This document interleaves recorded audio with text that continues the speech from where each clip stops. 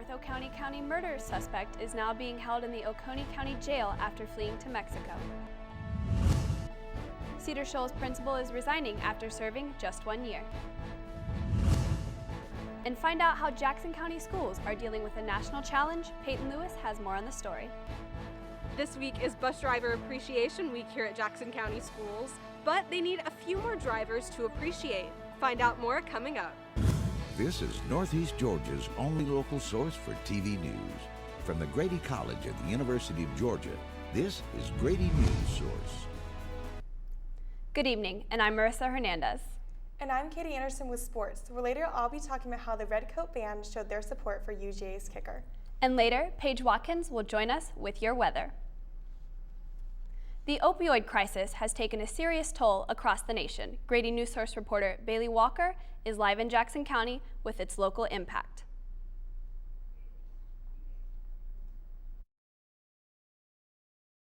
Reboot Jackson, a recovery organization. With 50 reported overdoses this year, Jackson County is dealing with the opioid crisis like many local governments across the nation.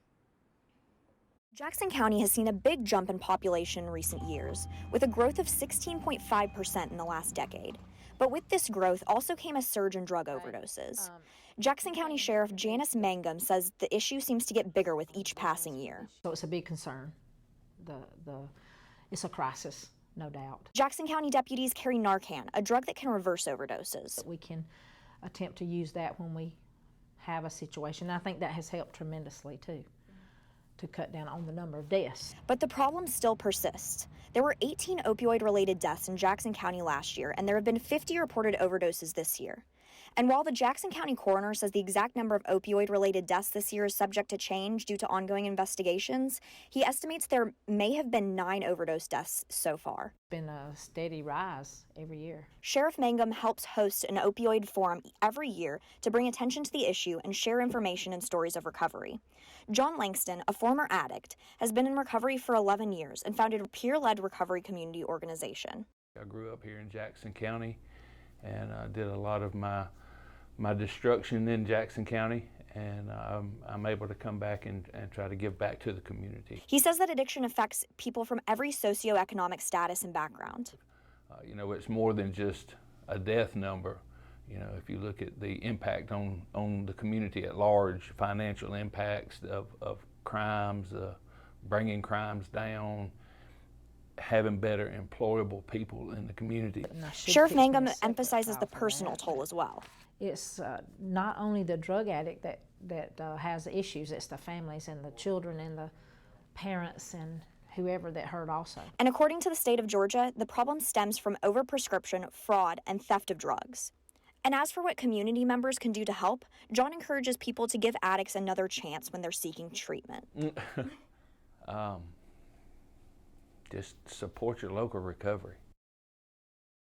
The sheriff says they will continue holding these opioid forums and continue shedding light on this crisis. Back to you, Marissa. Thanks, Bailey.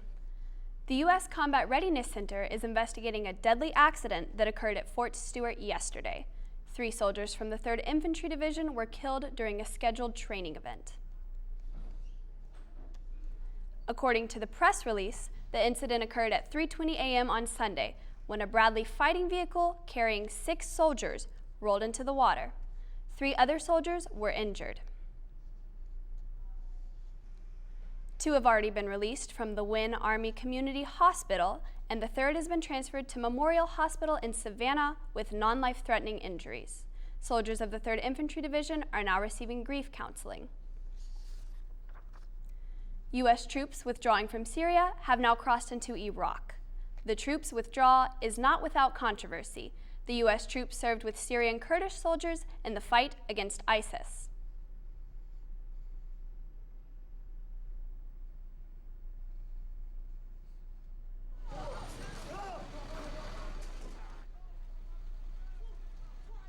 Video from Kurdish Hawar News Agency shows local civilians throwing rotten food at U.S. convoy and vehicles. Though troops are withdrawing from northern Syria, some will remain in eastern Syria to protect the region's oil fields from ISIS. The last suspect in the murder of Joseph Jackson has been arrested. Grady Newsource reporter Jada Bowman has more on the story.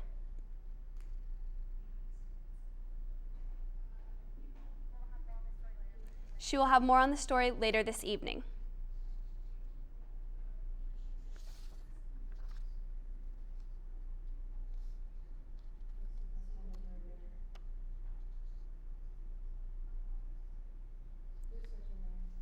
Despite going through 3 principals in 4 years, Cedar Shoals is on the search again for a permanent principal.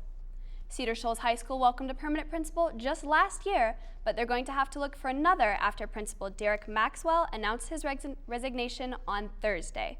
Maxwell said he's leaving the school with mixed emotions. In a statement he emailed Thursday to Cedar Shoals staff, he said, quote, "Serving the students of our school has been one of the greatest joys of my professional career," end quote. Clark County's Board of Education member Greg Davis spoke highly of him, and he said he was shocked to hear that he was resigning and had never heard of any complaints.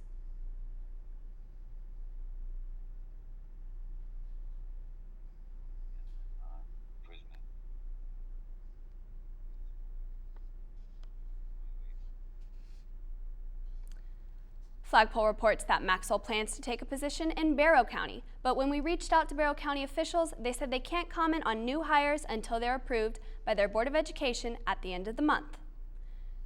Coming up after the break, cases how the South used convict labor following the abolition of slavery in 1865. There's nothing I love more than sharing vegetables with my friends.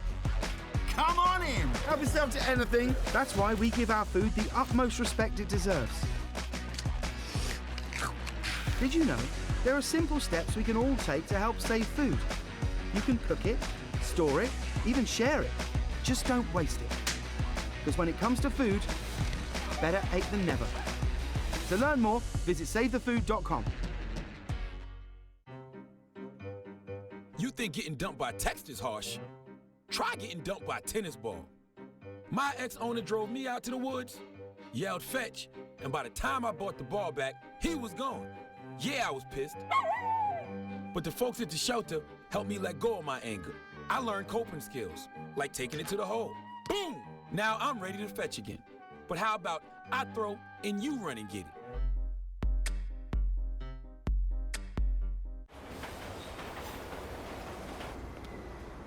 Attention travelers, next Tuesday a major power outage will cause complete chaos throughout the city. Food, water, and phone service will be in short supply. There will likely be panic citywide.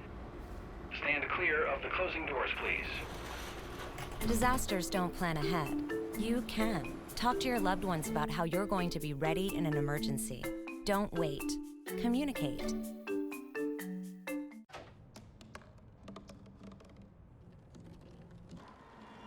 Everybody has a dream.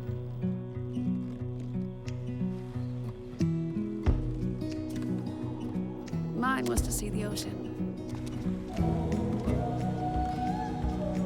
And with a little help, I made it.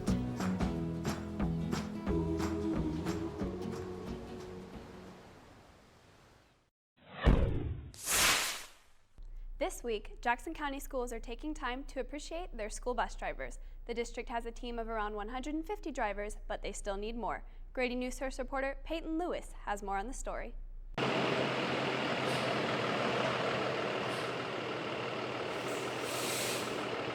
Jackson County schools are taking this week to show appreciation for their bus drivers. Students are allowed to bring tokens of gratitude for the bus drivers and are being encouraged to say thank you to those who transport them every day. The 150 who serve the district are in for a treat this Friday when they will get breakfast from the school nutrition department, according to Director of Transportation David Farmer. Breakfast Friday morning, and throughout the week, the schools will also be celebrating our drivers. We are blessed to have a wonderful, great group of drivers. They're doing an amazing job of keeping our children safe. Despite this being Bus Driver Appreciation Week, Farmer says the district is in need of more drivers to appreciate. Right now we need 10 to 15 above what we currently have, and we currently have over 120 drivers.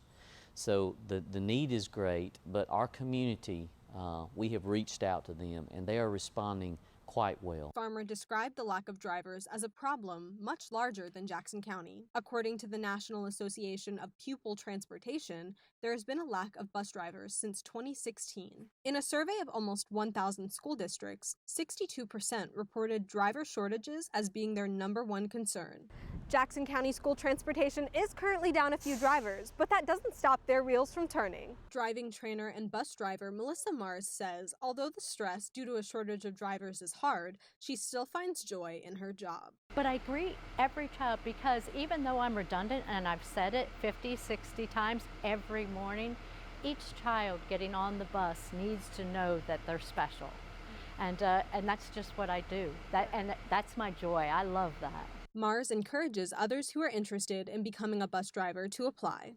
David Farmer describes the hiring process for those interested in applying. We do an interview, and we ask for a clean driving record, and then we go through the list that we have, which the next step is going to the DMV, and you take 4 tests.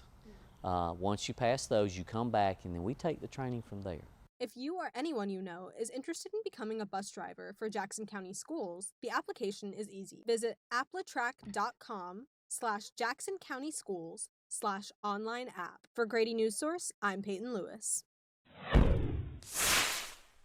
The University of Georgia has partnered with Google Books in order to digitalize 120,000 of the library's 4.5 million volumes.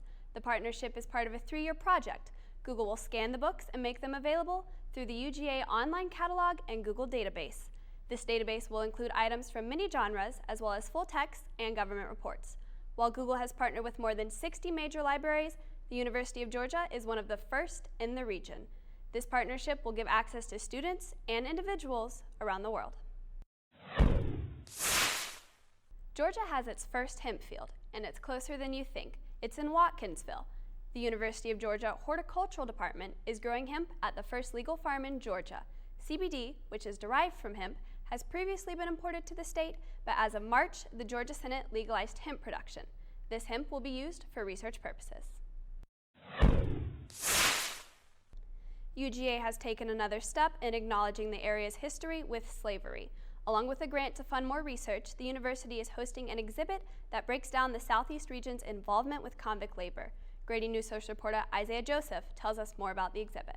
Slavery was abolished in 1865, but according to UGA's The New South and the New Slavery exhibit, this didn't end the South's involvement with forced labor.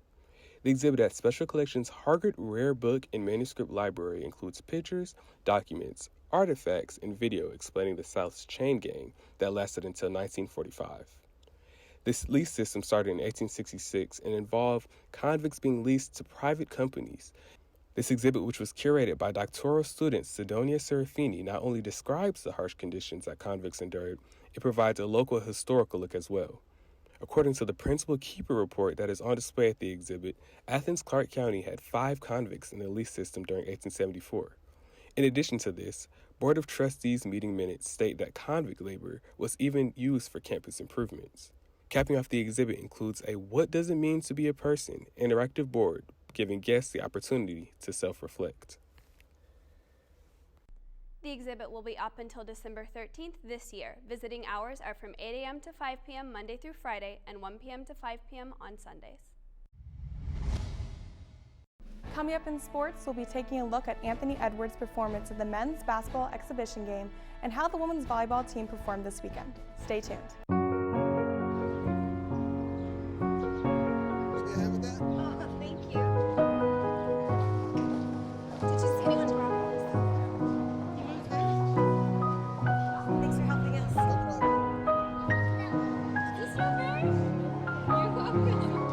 We'd do anything for kids. Yet 1 in 6 children in the U.S. struggle with hunger. Help end childhood hunger near you. Learn how at feedingamerica.org.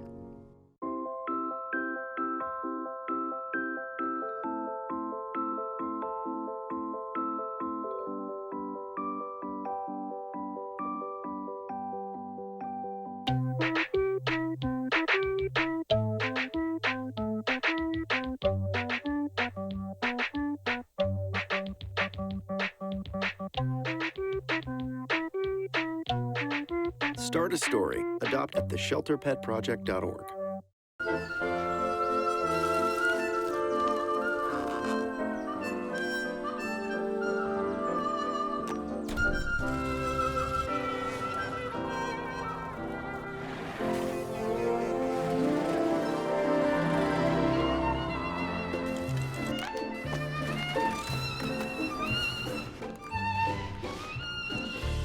I love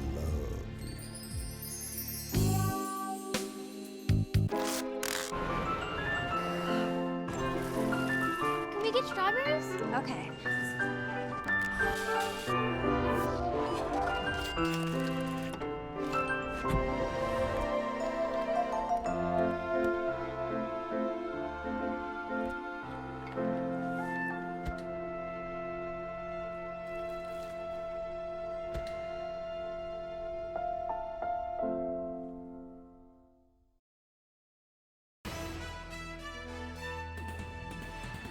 And now, sports. I'm Katie Anderson, and here's your sports update. The University of Georgia women's volleyball team claims their 5th straight SEC win after defeating the Auburn Tigers this Sunday. The Bulldogs are currently 6-1 in SEC plays. This is the first time since 2008 that Georgia has won 5 straight conference games. While the Bulldogs did get the win, head coach Tom Black said the team still has a lot to work on, stating in a press release, quote, "We would have liked to have played better, but glad we got the win," end quote. Georgia men's basketball team celebrated their first unofficial win against the Valdosta State Blazers with 93-81 in an exhibition game on Friday. Freshman Anthony Edwards, the 2019 #1 ranked recruit, put up 18 points against the Blazers. Edwards is considered to be the highest-ranked basketball player to ever sign with the Bulldogs. This Friday, October 25th, the Bulldogs will travel to Charlotte to take on the 49ers for their second exhibition game. The University of Georgia Redcoat Band played tribute to kicker Rodrigo Blankenship this Saturday by wearing his signature glasses, or specs, throughout the game. This Respect the Specs display came after Blankenship's missed kick against the University of South Carolina that ultimately lost the Bulldogs the game. Blankenship took the loss hard and took a lot of the blame. I spoke with Redcoat clarinet class rank Lauren Skirmerhorn about why they honored Blankenship this Saturday. The Redcoat Band decided to buy $7 specs on Amazon and just show him that we really do support him and the whole Bulldog Nation loves him, and we feel like the $7 really did make more of an impact than the fiscal.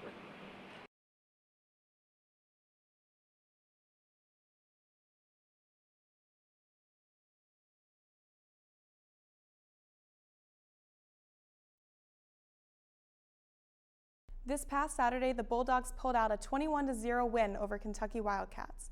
Blankenship made 3 extra points. Georgia has a bye weekend this upcoming Saturday, but will take on the Florida Gators in Jacksonville on November 2nd.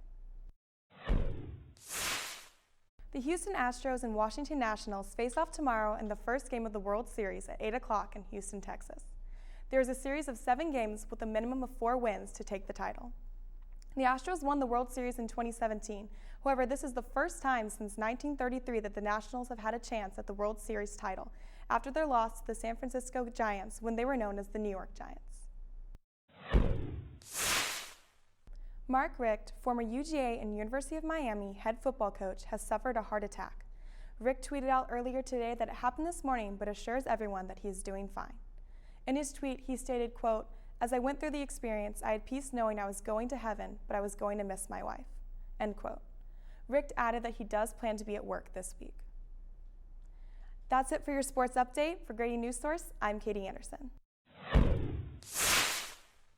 I'm Paige Watkins with your Northeast Georgia weather, and coming up, we'll take a look at the temperatures and what you can expect this week.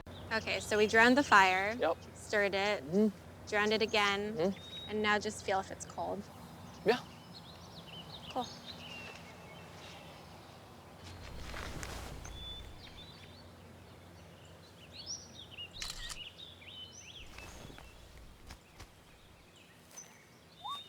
Smokey just gave me a bear hug.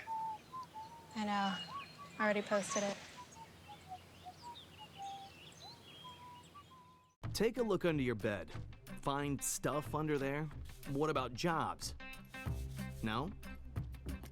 Now try your closet. Still no jobs? Just more stuff? Well, you really have both. See, stuff is defined as household articles considered as a group. Sometimes this stuff is no longer needed. Wait, no longer needed? That can't be right. Because remember those jobs you were looking for? Those are really needed, and they're the stuff inside your stuff. Our job is to unlock those jobs, and it starts when you donate your stuff to your local Goodwill. Here's how we do it. When you donate to Goodwill, we sell your stuff to provide job training for people right here in your community. So just by teaming up with Goodwill, you help create jobs. And isn't that worth parting with the leftover keytar from your 80s cover band? Goodwill. Donate stuff, create jobs.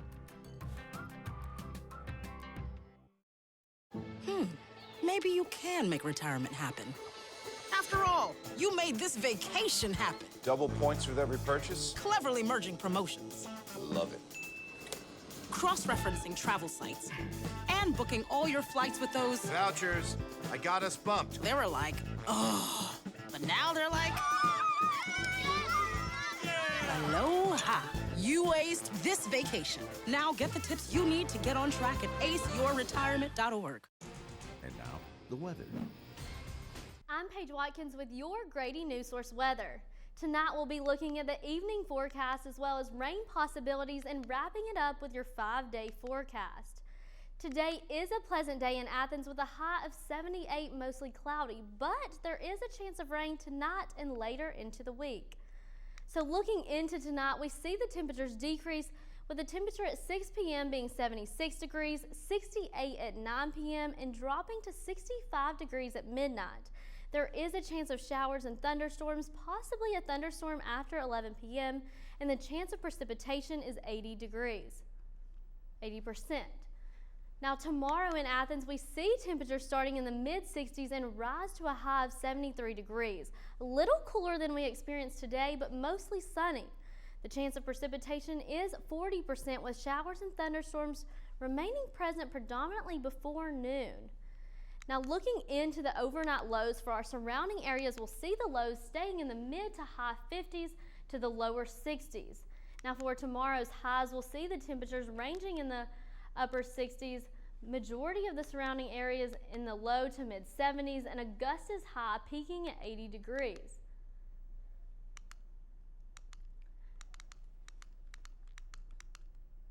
Now looking at our 5-day forecast, you can see tomorrow will be a little cooler with 73 degrees, but that will come with predicted rain before noon. Now going into Wednesday, we'll see sun with a high near 70 degrees. This week's high remains in the 70s and the lows will drop to the mid 40s on Wednesday night, and there will be a chance of rain going into the weekend. As for your drought update, we did see rain this past weekend and we'll see more rain again tonight. However, Georgia still suffers from the drought in all areas from abnormal to extreme. This is also the case in our area of northeast Georgia. These areas have worsened from last month when the conditions range from not being affected at all to being abnormally dry. I'm Paige Watkins, and that's all for your weather update. Are your children in the right car seat for their age and size? Is the seat supposed to be forward-facing or rear-facing? Did they move to a booster seat too soon? It may be too late to check when you're on the road. Fortunately, you're on the couch. Car crashes are a leading killer of children 1 to 13. Don't think you know. Know you know.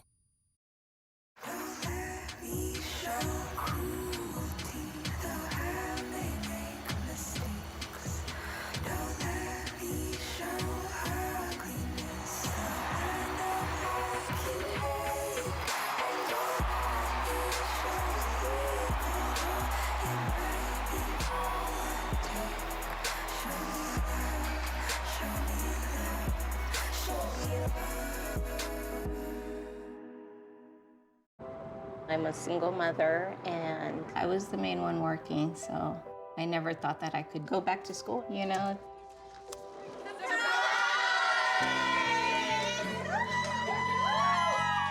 My sister, my mother, everybody wanted to help me with my kids.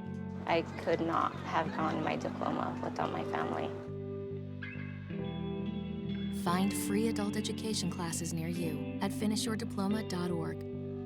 It's a beautiful day out here. Sunny today with light breezes, giving way to clouds in the afternoon. We could see some light precipitation to moderate precipitation later on, followed by powerful storm-like conditions. 90-mile-per-hour winds are expected. Authorities are asking everyone, stay indoors. Come on, that's it. Let's go.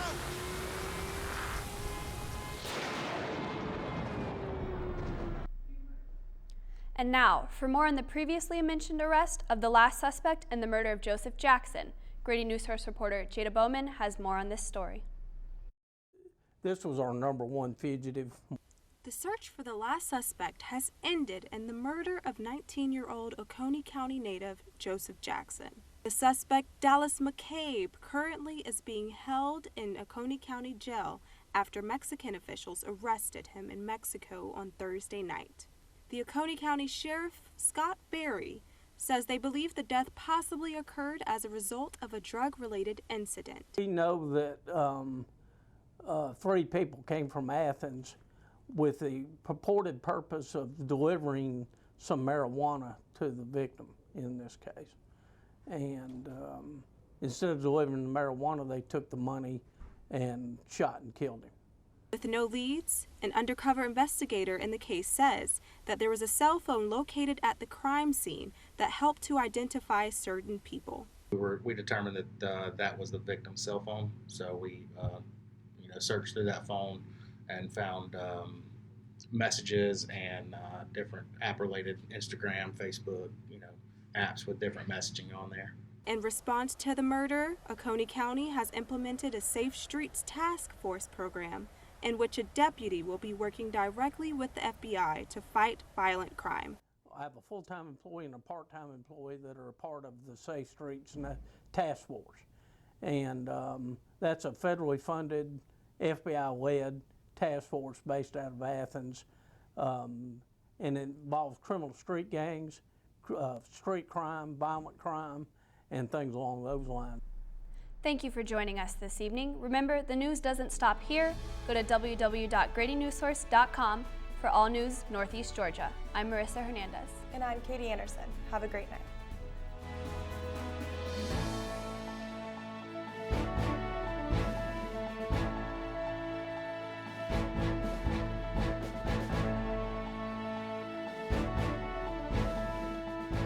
College of Journalism and Mass Communication at the University of Georgia, which is solely responsible for its contents. Views expressed do not represent those of the administration nor the Board of Regents at the University System of Georgia. What to expect when you're expecting? Like here? A teenager. Today, I'm going to show you how to teen-proof your home. First step, hide the car keys. Preferably somewhere they would never look. Challenges will come up. Be ready for them. Hi, honey. I'm ready for the... Mom, you don't use mannequins in the mannequin challenge. You don't have to know it all to be a perfect parent. Thousands of teens in foster care will love you just the same.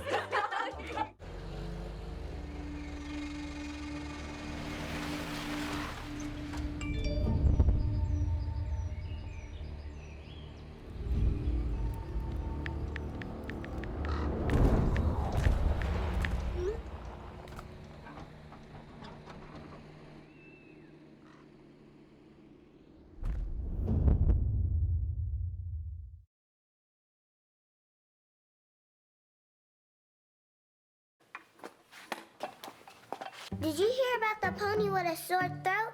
He was a little horse. Can I tell you a cat joke? Just kidding.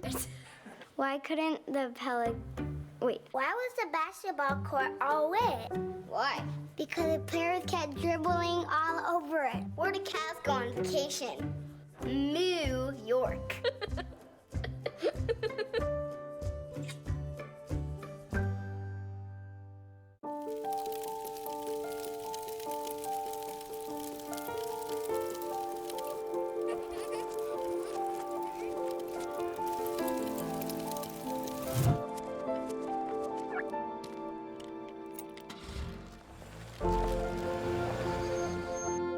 Did you know parking over tall, dry grass can spark a wildfire? prevent wildfires.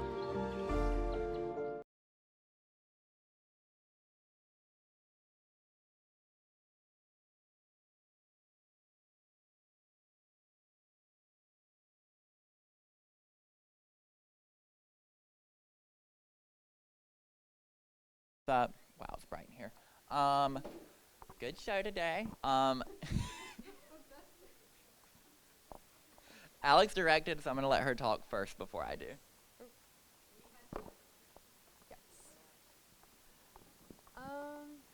Where should I start?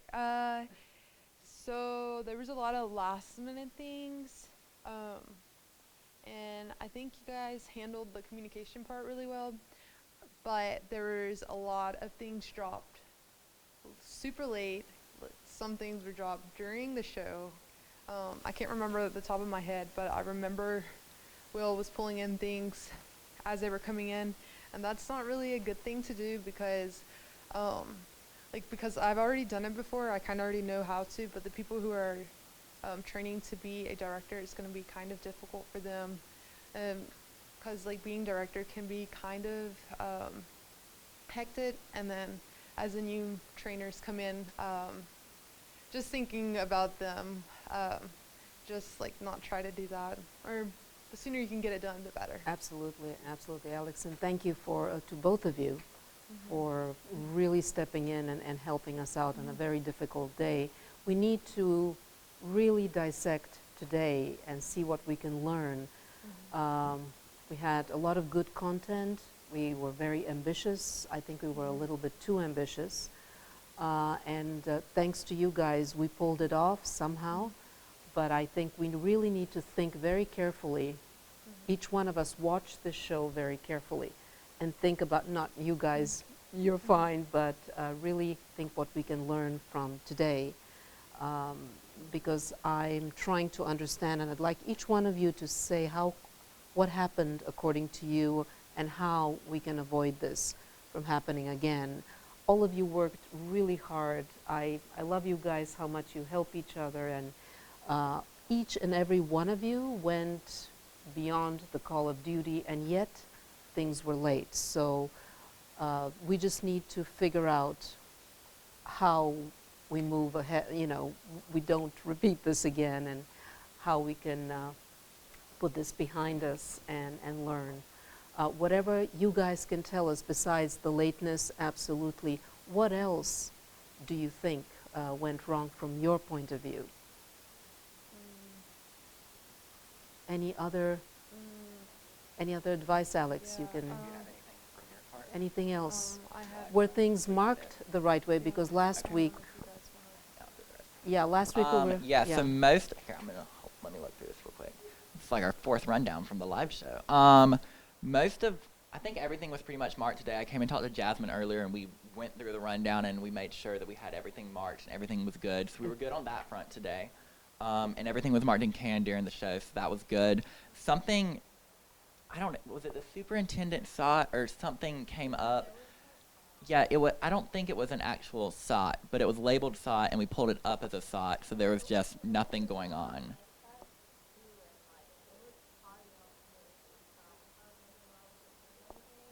Yeah, I don't know what happened there. We pulled it up, and we had all the audio up, but nothing was coming through. It was a graphic, Wangeshi. It wasn't a SOT.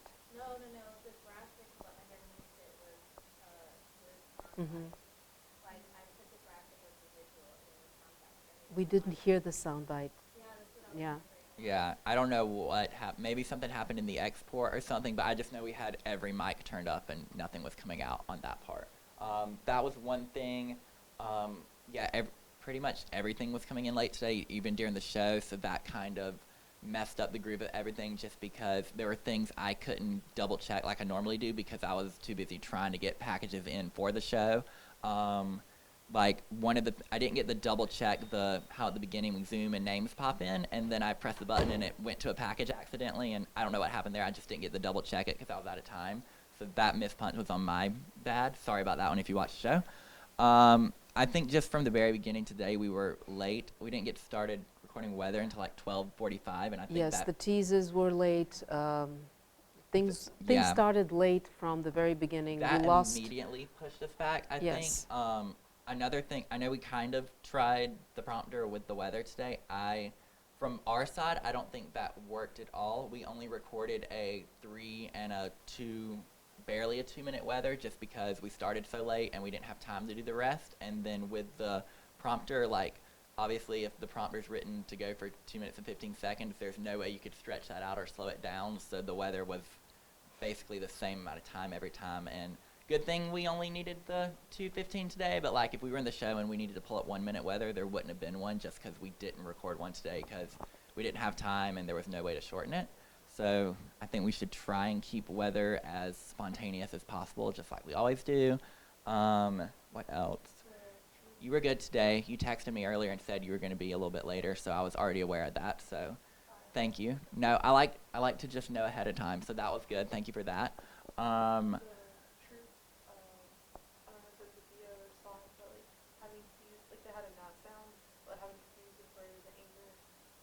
Oh yeah, I don't know if there was any cue in can for the troop one. I think Marissa was just supposed to like know. Yeah, she was just kind of supposed to know, and then we realized in the middle, like, I don't think she can actually hear what's going on, and then we cued her, so she might have needed a cue for that one. I'm trying to think if there's another cue missing. That might have been the only main cue. Kind of. You were kind of coming in, right? But the thing that was awkward is that it didn't play immediately, and you had to wait too long. Yeah, that was the thing.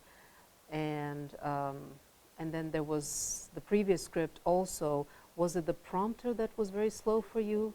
Oh, in A block? Yeah, so I think you what kept happened was... slowing down, waiting. All of A block was just chaos. So like what down there, happened- it was chaos. From our side, what happened in A block was the show had started and we started moving stuff around in A block. You can't change the prompter if you're using it. So basically, Marissa's down there reading the prompter. There's no way for us to change the prompter to what it's going to say, and we had cut we moved Oconee down, but there was no way for us to move it in the prompter, and I guess nobody told Marissa it was moved or kind of told her, like, hey, the prompter's going to say this, just improvise.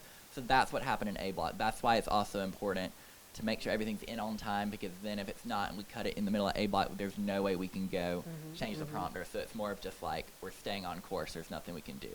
So Marissa, you didn't know that because Jasmine, you told me that. So the lead. What did you know? Yeah. It was all very confusing because it changed about 10 minutes before the show, and then again 5 minutes, and then like 30 seconds. Yeah. So I was never really sure where we stood in terms of A block. And then the prompter pulled up the lead for Jada's package. And I don't know if I was supposed to like ignore that, or I wasn't sure if y'all had moved it back. Like I wouldn't have known one way or another. Yeah, yeah. And then it just said package, and then it just went blank for like a hot minute. Yeah. So I think when we make these last minute changes, we need to remind the anchor again, because I mean, I understood it as it was moved, but then I didn't anticipate the lead being in there, and the lead was still in there. Yeah, always need to kind of have your script in front of you. I had the printed script, Yeah, but it was yeah. from the 5-minute revision, not the 30-second revision.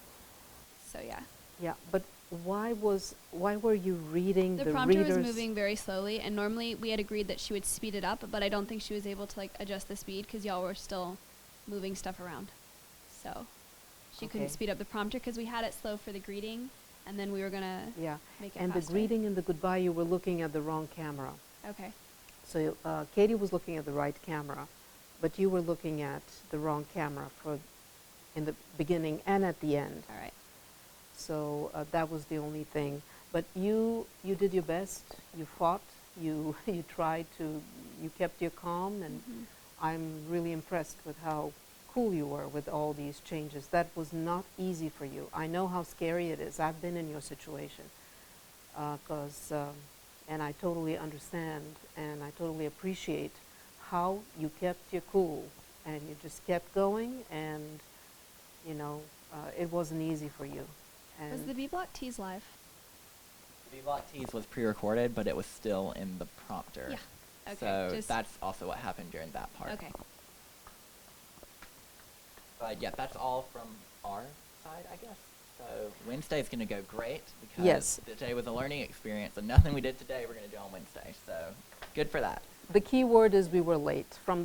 We started late from the teases, from recording weather, recording sports. Everything started late, and that kind of, but I think the thing that really started off this day on a difficult start was the fact that poor Wellesley got her car in a ditch. That was one of our main stories. She couldn't do her package. So we were down a whole package. All of a sudden we had this hole in our show, and we started trying to figure out how to fill that hole and what should be our lead story.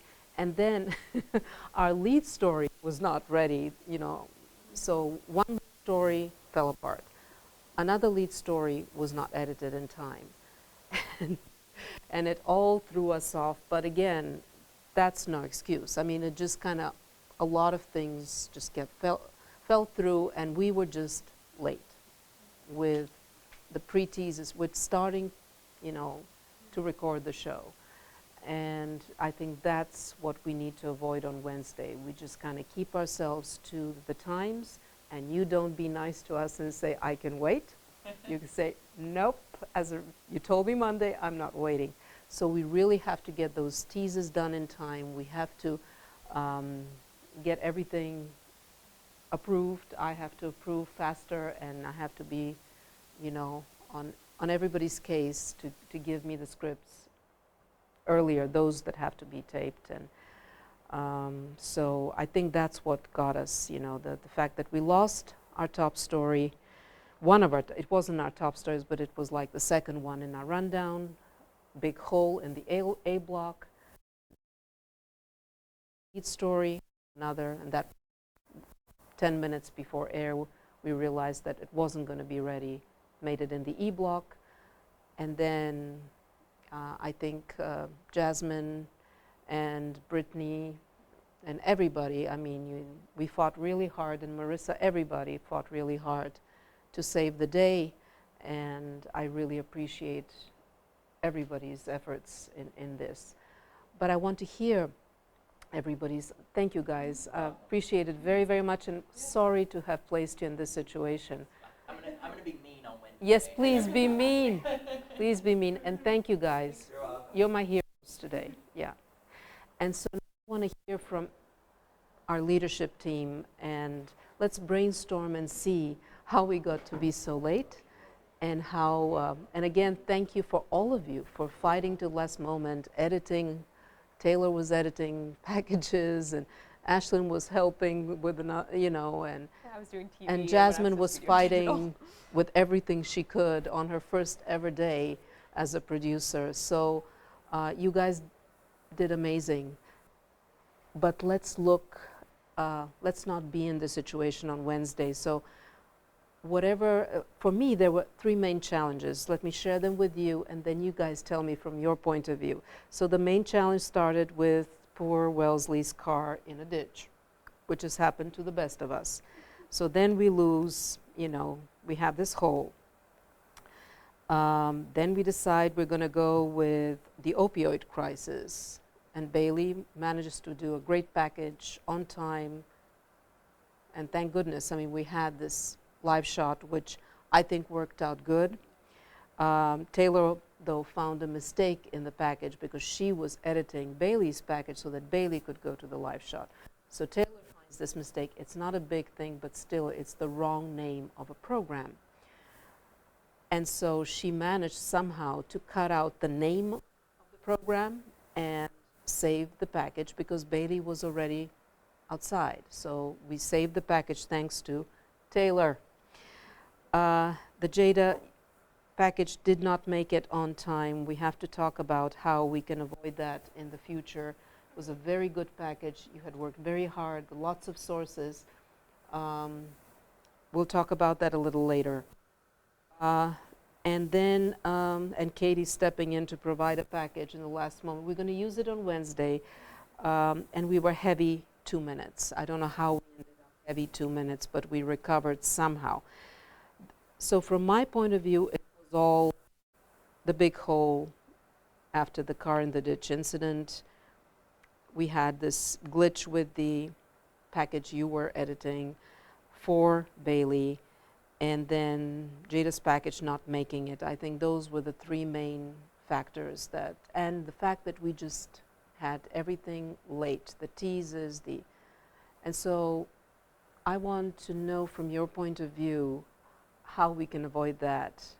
Were there other challenges that I'm not aware of? And so, Jasmine, from your point of view, tell us what were the main challenges and what do you think we could do better on Wednesday? For me personally, I know I had my teases in late. We were moving around the show like so much. I had to keep changing the teases because I kept moving stories to like different blocks. That's and true. So that kind of made my teases late. I feel like everything today was just like so late. But everybody really stepped up. Like I feel like literally all digital people contributed to TV, which I really, really appreciate. Yes. Wangeshi, Isaiah, like everyone did. Yes. And I mean, like, even though Wellesley, like, that happened, we knew, like, there was good communication. She told us what was happening. Like, we knew, me and Taylor, we were just like, yeah, we're just going to have to kill it. And then we found ways to fill the time. We kind of overfilled the time. And then we had to kill the little package that Katie worked so hard on, and Wellesley. But we're going to use it. But I do want to thank y'all for stepping up because it was chaotic, and I know Jada was like ripping her hair out trying to get her package done. I feel like maybe, I don't know, from weather, everything was like kind of pushed back. I know that Paige wanted to try to prompt her, so she wanted her script, and I know that that took a little time to be approved. And then, you know, my pre-tease, so I feel like everything was like pushed back, which made Professor V a little pushback with approving everybody else's stuff. So just sticking to like those hard deadlines when we need to have like certain things approved for pre-show recording. But I felt so bad in there. Like, Marissa, you did so good. I felt so bad because it was like every 5 minutes I'm like, we're changing this, we're cutting this, like. And it was amazing how she kept her cool. Yeah. It was amazing how she kept her cool. And I know it feels awful. I know how it feels. But, you know, this was baptism by fire, and you did very well in that fire. But I think all of the anchors did really good. The live shot looked really good. Our stories we had amazing stories today, and all the packages looked really, really good. They were covered really well. But just like... Do you think we were too ambitious? We tried very complex stories, which took a long time. Then we lost one complex story. I think we were, you know, we were very ambitious today with the complex stories, which were not easy to also approve. Right. Because they had to be very carefully looked at. Yeah. And, but I don't want us to not be ambitious, but we really have to think about these things and really fill out that story template so we really have an idea again of what the stories are. And I think if we have a better idea, like each one of you, if you have like a plan A, plan B, we can try to balance the ambition of the stories, because like I didn't know what you were doing, Jada. I knew, you know, we had some very ambitious content. I think if we all fill in that template, I know you do, yeah. But let's for Wednesday, everybody fill in as much as you can. I mean, just at least tell us, give the producer and me an idea So of what Jada you're did text doing. me, so I knew what she was doing. You knew and that, Skylar okay, yeah. okay. Because I didn't know what, you know, you put in that template in the morning on Sunday, and then I was checking it, and I was like on pins and needles, because I think the first person who filled it out was like in the late afternoon, you know, and in the evening I started, you know, people started putting in stuff, texting me, and but I had to leave it, and just see what you guys were going to do. And I slacked you to put in the template on Friday because I wanted people to start putting in stuff, because Bailey was the one who asked on Friday. And you responded to her, you liked her story, but I expected that you would put the template in on Friday so that Bailey could put in her story, and then everybody else would start filling it out. It would have helped, I think. I don't think that that was really the issue, because no, but yeah, I because think we have really good stories coming in this morning, so. But a better idea of the ambition, the stories and what it would take to achieve them, right? When Wellesley told me I want to interview the director last night, I texted her back. I said, this seems to me a story for Wednesday, because I didn't know she had interviewed the director. I said, you might get lucky that day to get the director to talk to you, but if you don't, then we don't have a story. And she texted me, actually, I managed to interview him. I said, oh, that's a different thing. So we need to know how far people have gotten in their stories, even if it's a complex story. If the person has really done a lot of work, then we know that the story is feasible. And so that was my thinking, if we had known more about where people stand in their preparation, and I think that would have given us also a better idea. But again, all of you fought valiantly for us to save this show. And Taylor, from your point of view, and thank you so much for everything you did. Yeah, no, it was no problem. Yeah, I think starting off the day, I don't know, there was a very chill vibe about today, in a good way. I think everybody was just very confident in what they were doing, and they were like, yeah, this is what it is, and I got this, which is good. I want everybody to be confident in what they're doing, but I think nobody made way for mistakes today. And Nobody what? Made way for mistakes. Everybody was very confident in their stories. Yeah. And they didn't plan for, okay, well, if this happens, then I won't be able to do this. But I mean, that's why I'm saying we need to know in that template how far along are you in the story, so that we need to see which stories we can actually assign for the day because they're feasible, and which ones, because what Jada did was a very complex story, and it was very complex to edit also. Right. And so we need to kind of take all this into consideration. Yeah. But yeah, I mean, overall, I think everyone did great, and I really appreciate the digital people. They never even hesitated or gave any sort of attitude or expressed any unwillingness to participate in the TV side of things. So I really appreciate that from you guys. And I know I had good communication from everyone as content manager, so I appreciate that too. Wellesley, I'm sorry that that happened to you. Yeah. But Wednesday, as long as you're fine, I told you, all I want for you to be safe and to be sure that your car is drivable. And the story still stands for Wednesday. So I didn't want to rush anything into a package. No. Especially because it was a serious story. Exactly. And I'm glad we were not overly ambitious, at least when it came to your story. But that's what I'm talking about. We really need to think about, how feasible are things. Right. Can I say, I don't think that I had all the content early on in the day. I think it was just getting the scripts approved was my time hold up, because I think that I would have been able to if I couldn't get to your script early on, because by the time I was done with teases and other scripts, and on my part, I think I should also look at, the complexity of what needs to be done and approve. I should be better at approving things that are more complex and A-block stuff. I don't have to think about what I approved first and what I should have approved. And One thing that I would suggest is, I know that the teasers were a big holdup, and that took a while, partially because they weren't written in time. But I feel like at that point we should have just gone live with the teases and pushed them later to get approved, Yeah. and probably put Jada's package first for approval.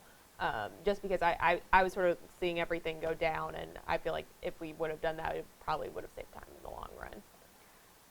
Yeah, I'm not sure if we need to tape those teases because they do take time for the show to actually come together to be able to really nail down what you're teasing. And they're really easily changed too. I feel like when a story develops more, or when a package is tweaked a little bit more, Yeah. the angle of it, it can easily be changed. I feel like too. So not tape the teasers. That might be something we could try out Wednesday. Yeah, I think that's a good idea. Yeah. I think. Yeah. Putting it in your face, like, please, please. Yeah, because I mean, a tease is just a little part of a show. A package Yeah. is like full minute 30. Yeah, yeah. So basically, if we can try the teasers, I mean, if they're on time, Yeah. yes. But I will say that threw me off too, because it was like I was just sitting there for like. I noticed a lot of reporters were yeah, having you to guys wait. were ready. You guys were ready. I was ready to go, and I was just laying stuff down for like an hour, moving stuff around, Yeah. placing B-roll, and That's true. thank God for Taylor, because she finished my package for me, and she's always the best. But she had to finish stuff for me because I had to get out and do my live shot. So I don't know, not to throw like Marissa under the buses or anything as like anchor, but I feel like if those people don't have their stuff in, like, just do it live. Like, I don't know, it's not worth us jeopardizing. That wasn't all the of our anchor. That's package. the producer and management that writes teases. Oh, yeah. JK. I also think that just regardless, even if we weren't having this time issue, just from like how things have panned out with previous broadcasts, like the teases, it's always like, well, what do we tease? Because this might change, and then this story fell through, but it's in the tease, and it's like I don't understand why they should be taped. As you know, I'm not a big fan. I think that really constrains us and takes away so much of our focus, as you, Ashlyn, said, to tape those teases. And if you guys, you know, are okay with this, let's do this on Wednesday, see how it works out. And I think it's going to help you also think through the show, and if something falls through, you're not confined to, oh my goodness, what am I going to do, because I've already, not sure even if we want to do the B block on tape. I feel like that's another good thing. Like, we could try, because I understand weather. That's definitely beneficial to be pre-recorded in sports. Yes. But I feel like the news always changes, and like the Yeah. lineup of all the shows changes, because like if breaking news happens, your A Yeah. block could be extremely long. But yeah, that would be something cool to try out. I know we talked about this last week. I said I was in support of just doing B Block Live because it's really not, it doesn't put that much strain on the anchor to do the B Block Live. And Isaiah brought up a good point about being able to back time yourself, Yeah. having B Block recorded. But I know, like today, we were so worried about the teases and getting scripts approved that we didn't even have time to go back time anything. So it really didn't matter that we had it. Oh, you did end up back timing it? Okay, yeah. So what do you think, like, between being able to back time and then having B Block Live? There was like so many like little things that kind of just like threw everything off. So even with the back timing, like we were still heavy. Like, so I'm down to do it live, to try it out live and see how it goes, because like we had time to back time and we still came out like pretty heavy, so it didn't make that much of a difference. So for Wednesday, we're going to try to have that template, put it out, tomorrow morning if you can, or even now, so that people start filling it in, and just try to do the teasers in B block, do it live, and just kind of start approving. I'll have much more time to approve stuff, as opposed to fighting for these teases and trying to get them right, and it's just too much wasted time on a tease, which could change because everything is changing. I think that's a great idea. Awesome. I need more time to approve these scripts. I just ran out of time, and I don't want to focus that much on teasers when I could do that later. Once I've approved the packages, then I could do the teasers. Okay, we're done. Mhm.